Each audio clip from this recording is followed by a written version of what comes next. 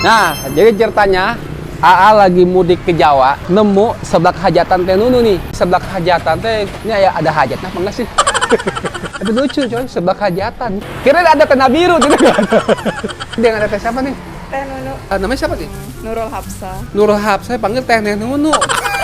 Ini seblak hajatan tuh, hajatan gimana nih? Ya rame gitu, segala aya gitu.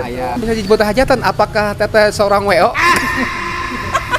Soalnya kan prasmanan mah kan udah biasa gitu ya. Oh iya, makanya coba cari yang lain deh gitu. Ini mulai harga berapa nih? Mulai harga dari 1000-an, paling mahal paling 7.000, 8.000. Ini kan mau mendekati Hari Raya Idul Fitri nih. Betul. Ini buka.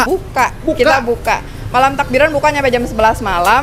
Besoknya pas hari lebaran kita buka, tapi habis maghrib bukanya. Ini kayaknya saingan sama Madura kayaknya.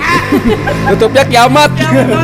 Itu di situ kan ada pisang tanduk bukan sih? Pisang kepok. Ada pisang royal teh Nunu. Kenapa disebut royal? Karena menggunakan keju pro cheese. Jadi disebutnya pisang royal teh Nunu gitu. Nih Besti, 20.000 pisang royal teh Nunu segini nih.